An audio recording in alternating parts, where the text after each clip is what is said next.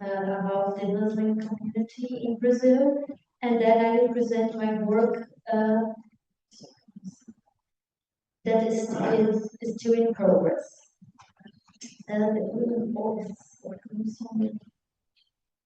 Windows here. The Muslim population in Brazil represents less than 0.1% of the country's total inhabitants. This community is composed primarily of the Middle Eastern diaspora, particularly individuals of Lebanese origin and descendants, as well as Brazilian converts to Islam. Given the small demographic presence of Muslims in the country, public understandings of Islam and Muslim identities are shaped predominantly by mediated representations rather than by sustained interpersonal contact. Within this context, global and regional political events have played a significant role in shaping local imaginaries of Islam. High-profile incidents such as the two bombings in Argentina in the 90s, the attacks of September 11, 2001, and more recent events such as the 2003 ongoing war in Gaza have contributed to the circulation of fear-based narratives and to the reinforcement of intolerance toward Muslims in Brazil. These dynamics have also been further intensified by the rise of far-right political movements. A persistent feature is the conflation of Arab and Muslim as interchangeable categories.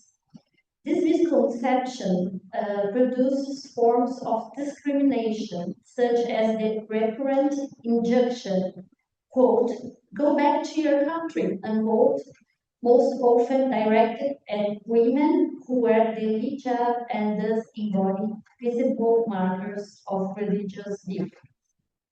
At the same time, there is limited recognition of the existence of Brazilian-born Muslims whose presence disrupts dominant assumptions that equate Islam with foreignness. Another widely circulated stereotype frames Muslims as inherently associated with terrorists or suicidal attacks. These representations are sustained not only through press coverage of international conflicts, but also through narratives surrounding the Muslim population of the triple frontier shared by Brazil, Argentina, and Paraguay.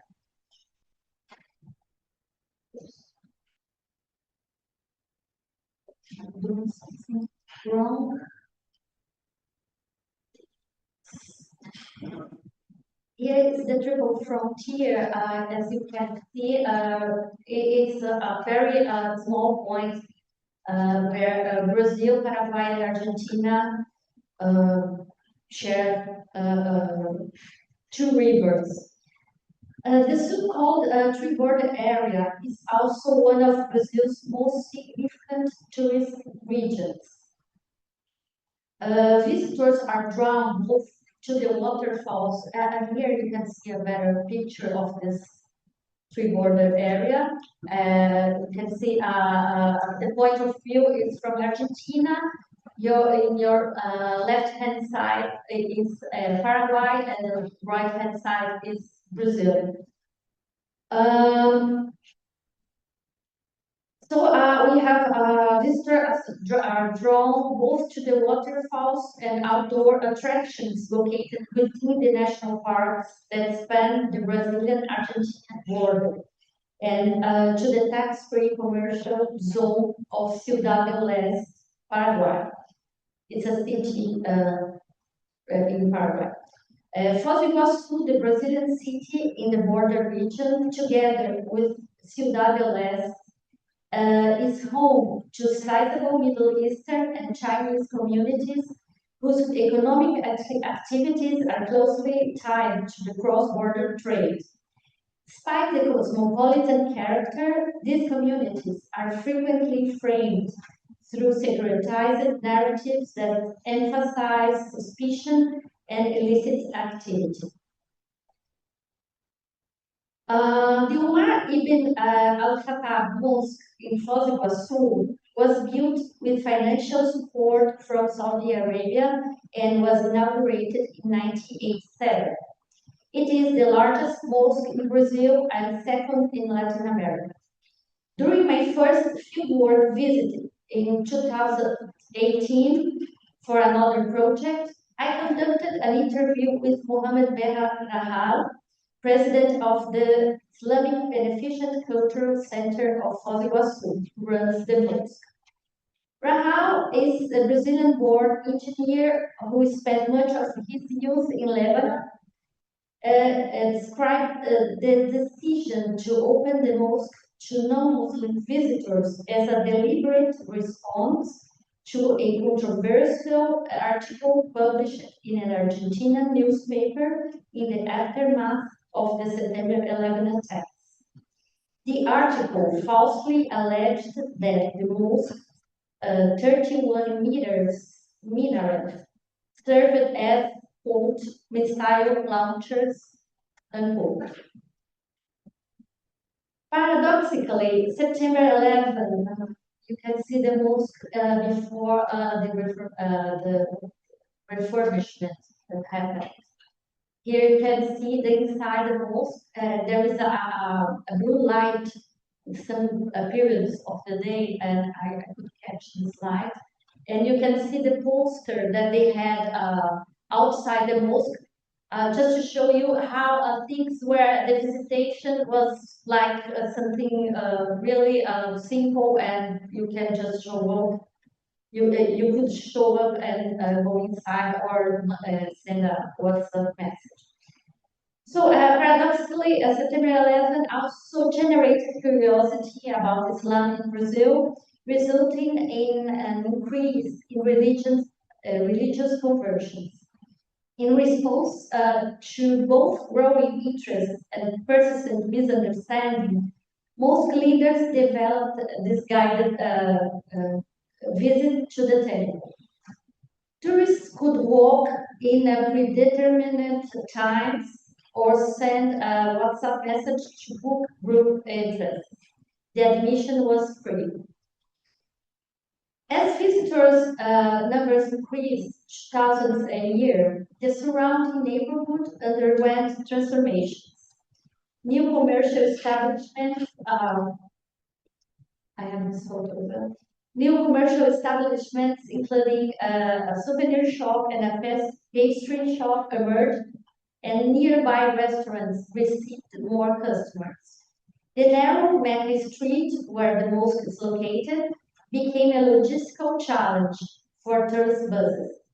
Over time, the tours were formalized and institutionalized, and the frequency scale made improvements in the premises required. This is the project before this project took place. There was just a parking lot where you can see in your left-hand side the visitor center. In September 2025, the visitor center was inaugurated in the mosque's parking lot, incorporating a reception area, changing rooms, souvenir and coffee shops. A mosque office was repurposed as a classroom equipped with a large screen presenting an introductory video on the history of Islam and its central pillars. A £5 entrance fee was introduced, with all proceeds directed to charitable causes. Brazilian visitors increasingly documented their visits to the mosque on social media platforms. inside without the link.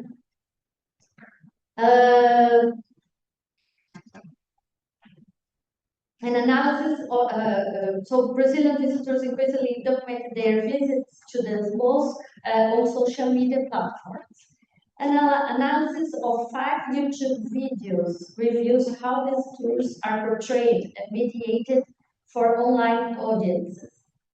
The videos frequently provide practical information regarding entrance fees and dress codes, while simultaneously framing the guided tour as a touristic and educational experience.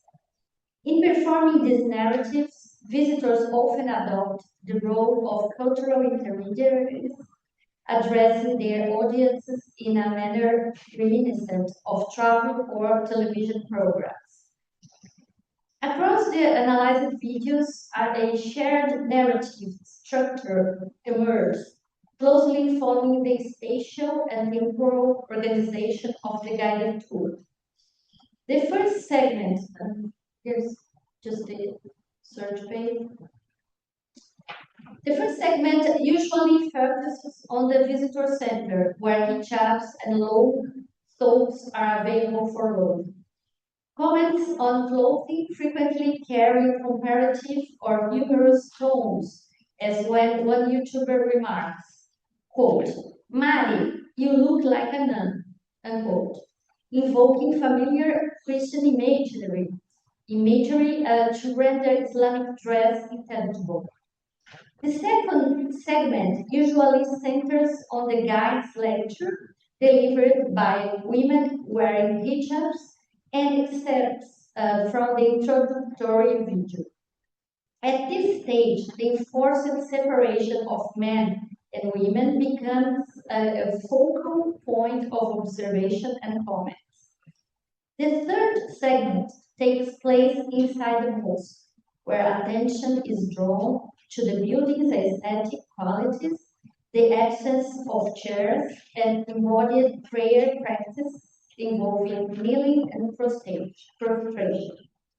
Expressions of surprise such as, quote, "I thought this was different," unquote, point to the dissonance between prior expectations and limited observation.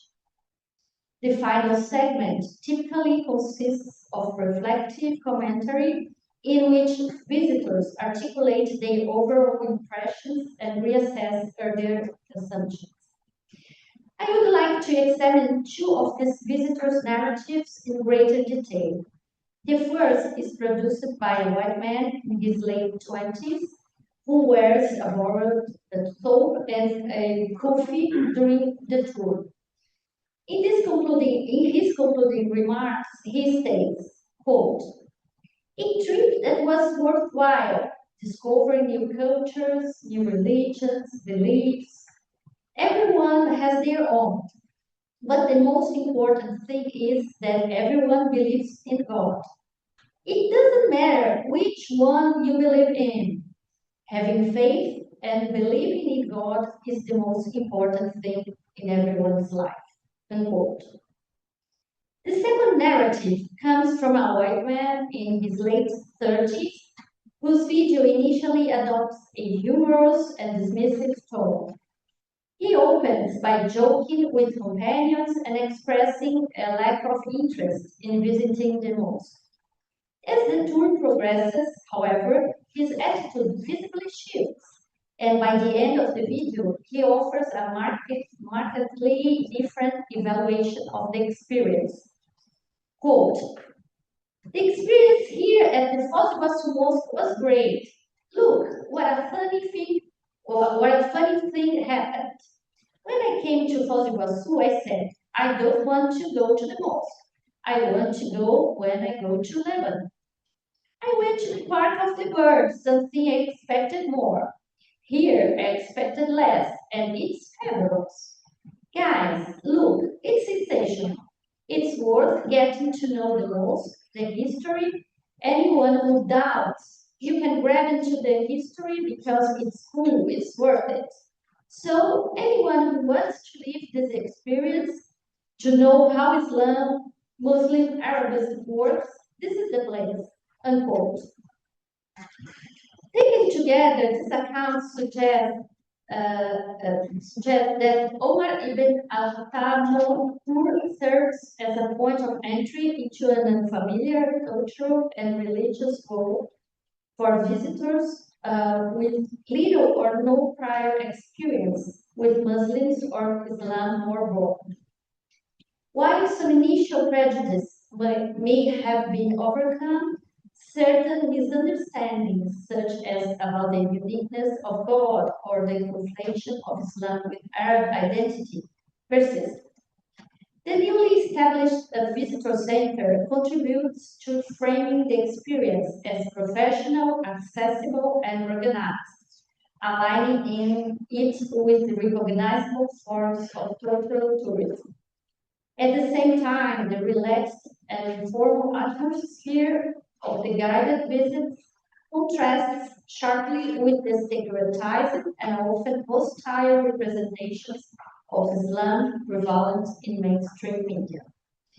As an ongoing project, I hope that the audio codification and future fieldwork will allow me for further refinement of these observations and the development of more sustained analytical conclusions. Thank you.